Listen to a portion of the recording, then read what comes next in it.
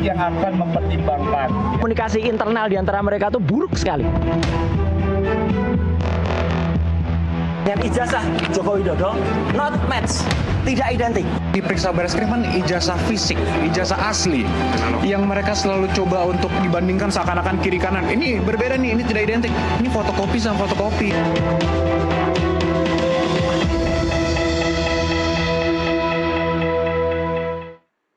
Pemirsa, gelar perkara khusus terkait kasus dugaan ijazah palsu dari Presiden ke-7 Republik Indonesia Joko Widodo digelar di Bareskrim Polri kemarin atau tepatnya pada hari Rabu 9 Juli 2025. Selain terlapor dan pelapor, Komisi Kepolisian Nasional atau Kompolnas turut menghadiri gelar perkara khusus kasus dugaan ijazah palsu Joko Widodo. Kompolnas menilai bahwa proses hukum yang berjalan dalam kasus ini sudah berjalan dengan baik. Lalu apa saja hasil dan tanggapan lengkap dari sisi Kompolnas terkait kasus ini? Sudah hadir melalui sambungan Zoom Irjen Pol Purnawirawan Ida Utari Purnamasari. Selamat sore Bu Ida, terima kasih sudah bergabung. Selamat sore Mbak Nastiti. Baik, selamat sore pemirsa. Baik, sebelum kita mulai diskusi, pemirsa kita akan simak terlebih dahulu paket pengantar berikut ini.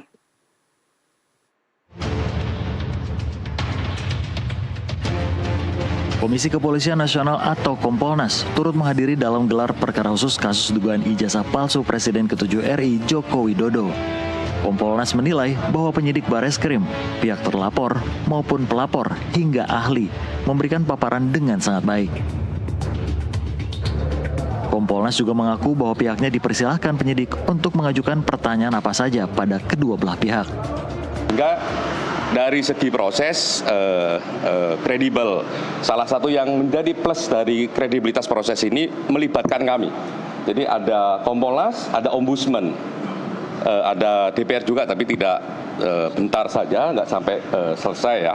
Tapi yang sampai selesai kami sama Ombudsman.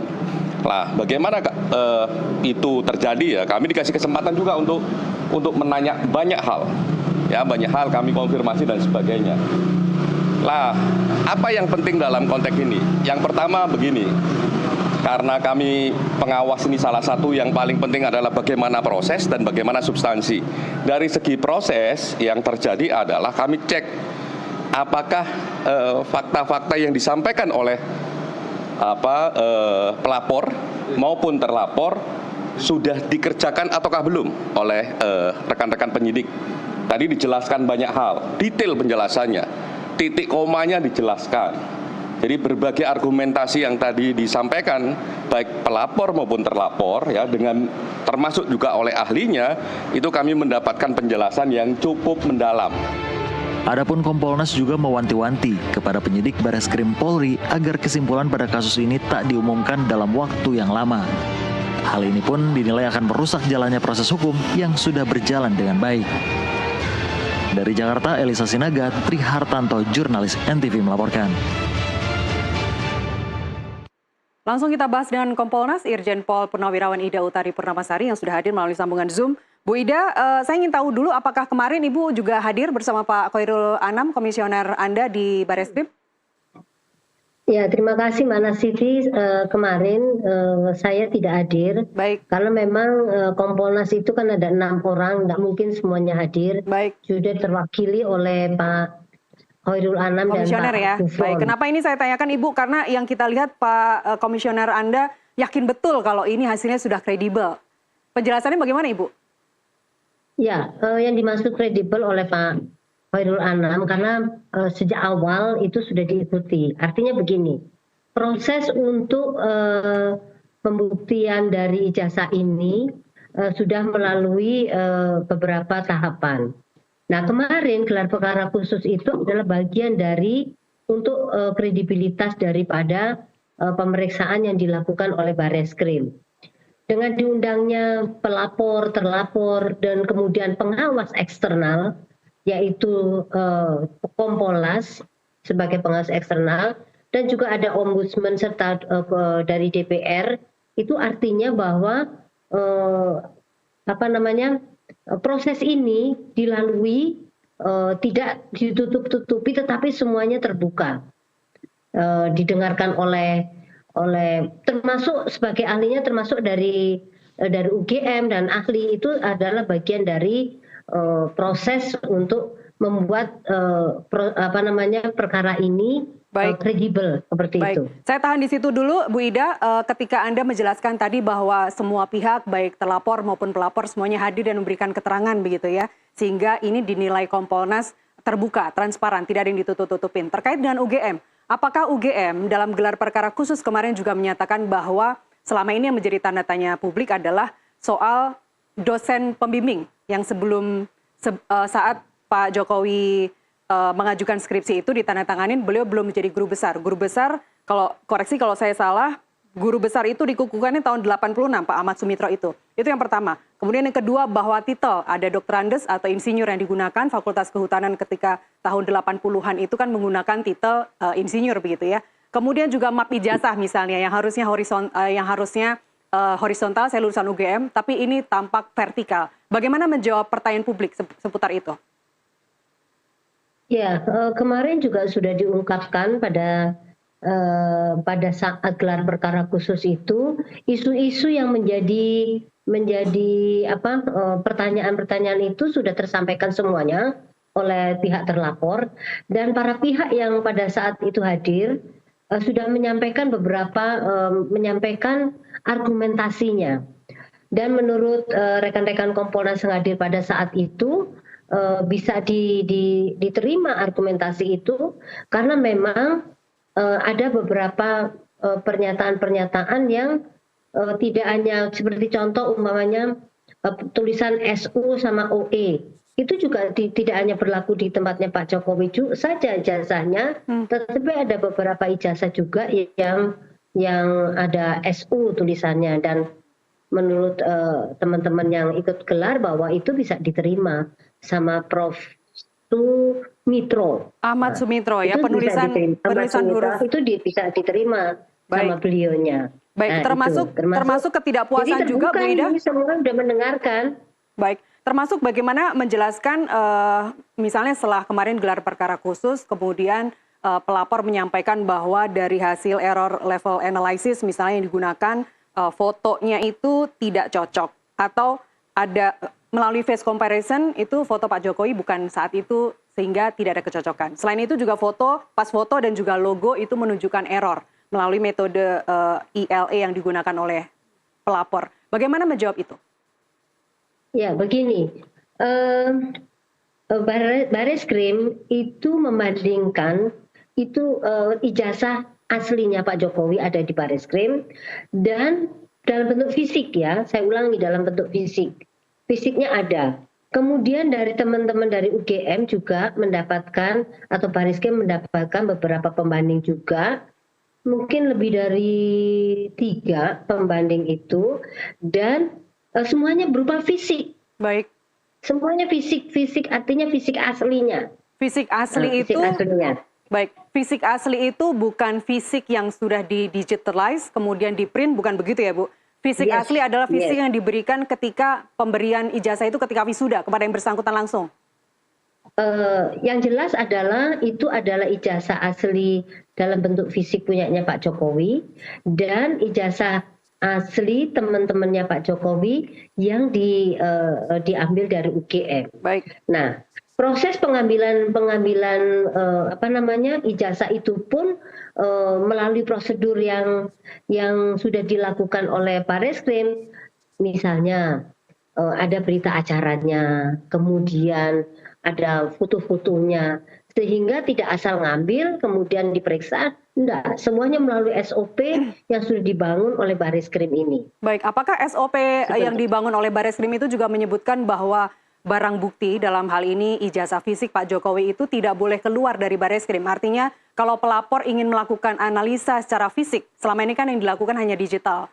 Kalau melakukan analisa secara fisik itu apakah diperbolehkan sesuai SOP Bareskrim? Begini, untuk ijazah itu dikeluarkan atau tidak itu adalah kewenangan menurut saya dari Pak Jokowi, karena si pemilik itu adalah Pak Jokowi. Baik. Bareskrim hanya sebatas kepada pemeriksaan untuk membuktikan secara laboratorius maupun saksi asli bahwa itu ijazahnya benar-benar asli atau tidak. Nah, Itu yang sebatas yang dilakukan oleh Barreskrim, karena dia tidak memiliki kewenangan untuk menunjukkan ke publik ini loh ijazahnya asli, enggak. Tapi itu adalah kewenangan dari Pak Jokowi sendiri. Baik. Nah, Pak Jokowi sendiri pernah menyampaikan bahwa dia akan memberikan kalau itu ada urusannya dengan Pengadilan. perintah di pengadilan dan Ya. sebagainya. Itu beda. Baik. Bu Ida, kemarin Ya. komisioner Anda Pak Khairil Anam juga mengatakan bahwa wanti-wanti bahkan untuk Polri untuk segera menyampaikan hasil kesimpulan. Apa Ya. tujuannya? Karena disampaikan kesimpulannya pun kan sekarang sudah mengarah pada bahwa ijazah ini benar loh. Sementara banyak pihak di luaran terutama dari pelapor itu masih tidak puas. Ya, begini. Kesegeraan membuat kesimpulan itu dimaksudkan setelah melakukan gelar perkara ini agar segera ada kepastian dan tanggung jawabnya Polri sudah selesai untuk dalam proses Gelar perkara. pembuktian ini gitu. Apakah itu artinya tidak baik? Silakan dilanjutkan Ibu. Gimana? Apakah Nah, ini artinya setelah, kemudian tidak ada gelar perkara ketiga dan seterusnya meskipun pelapor misalnya atau banyak pihak yang tidak puas? Nah gini, jadi kita juga harus banyak mengedukasi banyak orang juga bahwa kita juga harus menghargai proses ini gitu Ya. loh. Tidak semuanya orang yang mengadukan itu puas atau tidak puas, itu bukan berarti kita harus selalu memuaskan seseorang, memuaskan banyak orang, enggak. Tetapi Barreskrim fokus kepada apa yang dia lakukan pekerjaan itu. Jadi fokus pada itu saja. Dia tidak akan pernah memikirkan, oh pihak ini puas, oh pihak itu tidak puas. Oleh karena itu, apa yang dilakukan oleh Barreskrim untuk melakukan pembuktian secara ilmiah dan melibatkan laboratorium forensik Polri yang sudah tersertifikasi, sudah ada ISO-nya, dan itu masih berlaku sampai hari ini, tentu saja tidak ada urusannya dengan puas dan tidak puas orang lain. Baik. Tetapi fokus kepada bahwa itu adalah pekerjaannya. Baik. Oleh karena itu, Barreskrim memang harus segera mengumumkan kesimpulan daripada apa yang sudah dilakukan proses selama ini yang cukup panjang ini, sehingga tidak menimbulkan kegaduhan terus gitu. Ya, setuju Bu Ida. Bu Ida, ini gelar perkara khusus ini kan tidak wajib ya, apalagi dia juga tidak diatur di KUHAP ataupun di peraturan Kapolri, mohon dikoreksi kalau saya salah. Tapi apakah dengan nantinya jika Polri kemudian menyampaikan hasil kesimpulan, apakah itu juga sekaligus menutup pintu bahwa tidak akan ada lagi gelar perkara khusus berikutnya? Ya, gelar perkara khusus dilakukan satu kali, kecuali ada apa? Ya satu kali dilakukan, kemudian itu diestablis, makanya melibatkan banyak para pihak gitu loh. Baik, saran Anda berikutnya Bu, sekarang di masyarakat, di publik ada dikotomi antara mereka yang percaya bahwa ijazah Pak Jokowi palsu, ada yang percaya juga bahwa ijazah Pak Jokowi asli begitu. Apalagi setelah gelar perkara khusus Barreskrim yang kemarin digelar di Barreskrim. Apa saran Anda? Bagaimana Kompolnas melihat ini? Begini, Kompolnas melihatnya adalah bahwa ini adalah suatu proses yang panjang. Satu, proses yang tidak hanya dilakukan secara dalam bahasa quote and quote-nya asal, tetapi sudah dilakukan proses ini berdasarkan scientific pembuktian secara ilmiah dan melibatkan tidak hanya melibatkan Barreskrim itu sendiri, tapi sudah melibatkan eksternal, para ahli, termasuk UGM di dalamnya, sehingga saya menghimbau kepada masyarakat, apapun hasilnya, masyarakat harus diedukasi bahwa sudah ada proses. Proses ini sudah dilakukan, dan untuk urusan puas dan tidak puas itu adalah lain perkara lagi. Jadi saya mengharapkan masyarakat bahwa ini adalah suatu proses yang sudah dilakukan secara kredibel oleh Kepolisian Negara Republik Indonesia, sudah melibatkan suatu pemeriksaan yang sifatnya saintifik dan juga melibatkan ahli yang kompeten di dalam pembuktian ijazah ini, Mbak. Baik. Dalam hal ini Kompolnas apakah juga melakukan analisa tersendiri atau hanya sebagai tanda kutip tamu undangan saja dalam gelar perkara ini? Tentu saja. Jadi begini, pada saat digelar perkara itu diberikan kesempatan bagi semua orang yang ada di situ untuk menyampaikan argumentasinya. Termasuk Kompolnas itu juga mempertanyakan.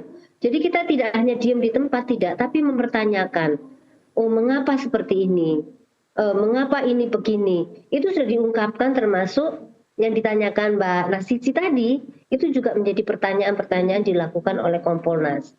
Nah itu Mbak, jadi kita tidak hanya duduk, tetapi juga aktif di dalamnya, termasuk Ombudsman juga mempertanyakan itu. Tapi tidak menggunakan metode-metode misalnya pelapor menggunakan error level analysis atau face recognition atau comparison gitu. Yang dilakukan Kompolnas adalah sejauh melakukan analisa ya Ibu, tidak melakukan penyelidikan secara metode gitu. Ya, karena Kompolnas tidak mempunyai kewajiban untuk melakukan penyelidikan, kami sebagai pengawas eksternal, tentu saja kami diskusinya adalah mempertanyakan beberapa hal yang memang itu dirasa penting untuk pembuktian suatu kasus yang isunya mengemuka. Itu menjadi pertanyaan kami juga, Mbak. Baik, terkait UGM, apakah Kompolnas tidak menangkap ada misalnya bias institusi misalnya, karena kan ini melibatkan UGM, perguruan tinggi yang besar di Indonesia. Anda melihatnya seperti apa? Saya pikir kan UGM sebagai pihak yang mengeluarkan ijazah ya, sifatnya adalah mengkonfirmasi apakah ini benar dikeluarkan oleh UGM. Saya pikir tidak ada biasnya, karena memang siapa lagi yang bisa berbicara tentang ijazah yang dikeluarkan kalau bukan institusi itu sendiri. Ya, kan tidak mungkin kalau ijazah itu dikeluarkan oleh UGM yang berbicara misalnya UNER, ITS, atau ITB, kan tidak mungkin begitu. Salah alamat namanya.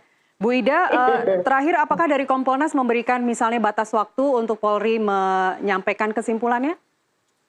Ya, kami akan terus mendorongkan, menyampaikan kepada Pak Kabar Reskrim untuk segera mengumumkan ini.